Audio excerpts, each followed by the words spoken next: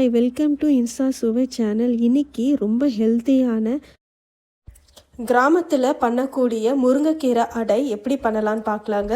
அதுக்கு ஒரு பவுலில் நான் 1 கப் இட்லி ரைஸ் எடுத்துக்கிறேன்,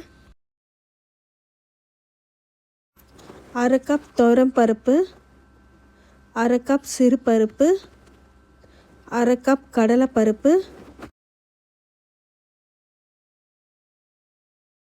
2 டேபிள் ஸ்பூன் உளுந்தம் பருப்பு.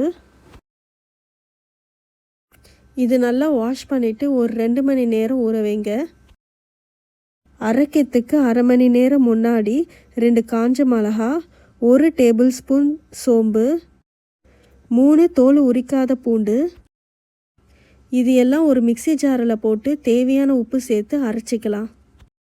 கொஞ்சம் கொரகொரப்பாக அரைச்சிக்கலாம்.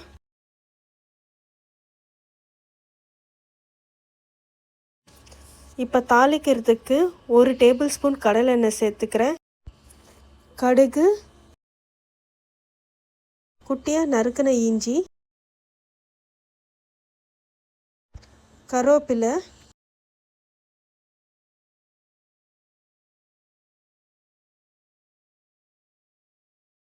ஒரு மீடியம் சைஸ் வெங்காயம் கட் பண்ணி சேர்த்துக்கிறேன். இது நல்லா வதக்கிக்கலாம்.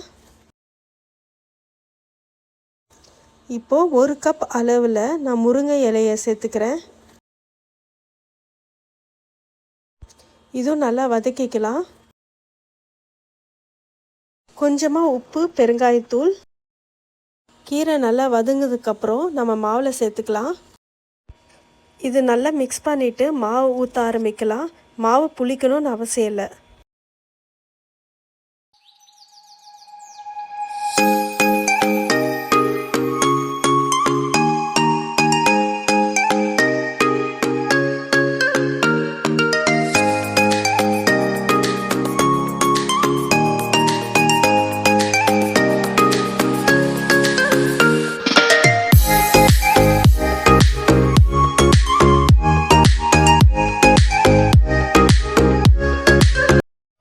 அவ்வளோதாங்க, ரொம்ப ஹெல்த்தியான முருங்கைக்கீரை அடை தயார்.